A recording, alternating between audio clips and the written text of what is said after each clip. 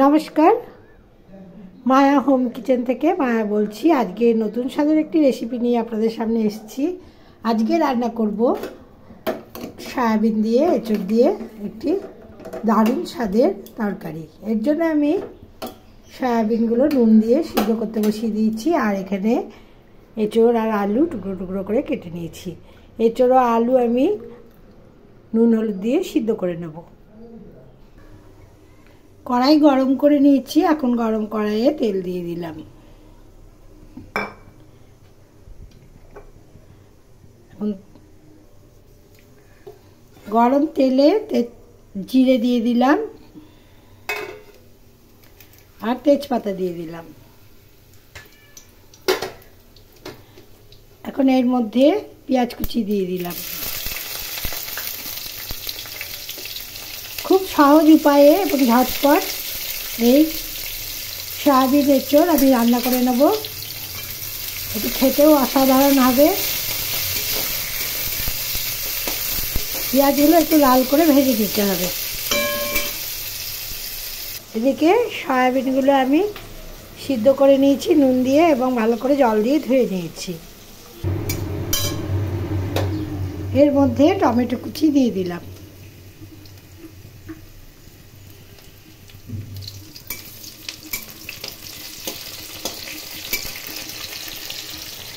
Tomato, পেঁয়াজ, রসুন এবং আদা দিয়ে একটু পেস্ট বানিয়ে নেব। এই আদার একটু পেস্ট বানিয়ে নেবো। এর মধ্যে 2টি কাঁচা লঙ্কা দেবো আর একটি শুকনো লঙ্কা দেবো। এগুলো খুব ভালো করে পেস্ট বানাবো।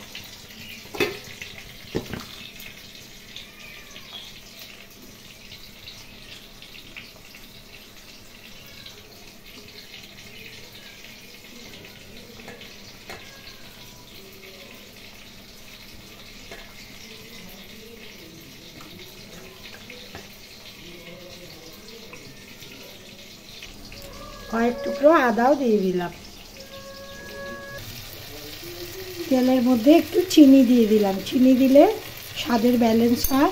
আপনারা আপনাদের চাহিদা মতো চিনি দেবেন। আমি এখানে ছোটো চামচের হাফ চামচ চিনি দিয়েছি। এর মধ্যে 1 চামচ জিরে গুঁড়ো দিলাম, 1 চামচ ধনে গুঁড়ো দিলাম। যেহেতু ঘরোয়া রান্না, সেই জন্য এখানে আমি তেল এবং মশলা কম ব্যবহার করেছি। এগুলো একটু ভেজে নিয়ে এর মধ্যে পেঁয়াজ, রসুন, আদা, লঙ্কা, টমেটোর পেস্ট দিয়ে দিচ্ছি।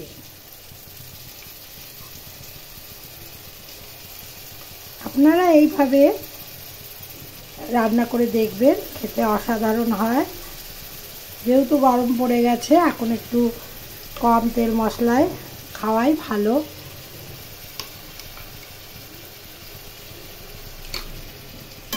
এই সময়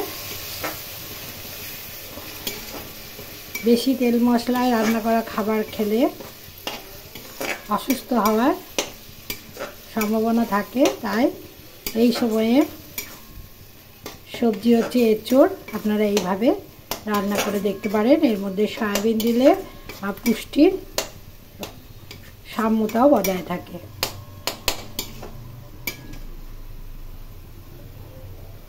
এখন এর মধ্যে পরিমাণ মতো লবণ এবং হলুদ গুঁড়ো দিয়ে দিলাম। এখানে লবণ একটু পরিমাণ করেই দিতে হবে, যেহেতু এঁচড় সিদ্ধ করার সময় আমি লবণ ব্যবহার করেছি।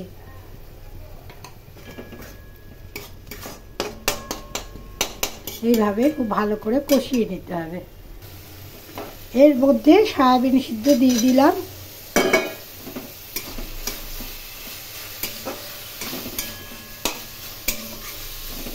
একটু ভালো করে কষাতে হবে।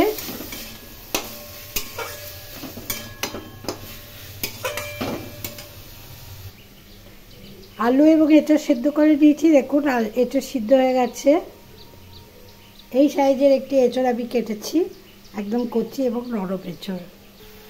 এখন এই মশলার মধ্যে সিদ্ধ করা আলু এবং এঁচড় দিয়ে দিলাম। আলুগুলো একটু বড় করে কেটেছি। নাহলে গলে যাবে।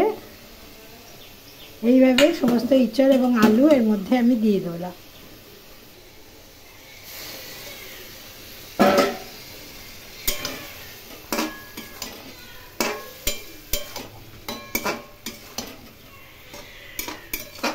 এখন ভালো করে কষিয়ে নেব।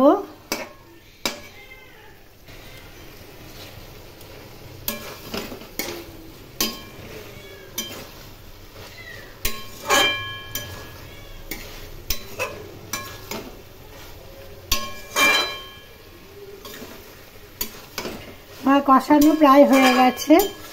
এদিকে গরম জল বসিয়ে দিয়েছি, আমি গরম জল দিয়ে দেবো। এর মধ্যে গরম জল দিয়ে দিলাম।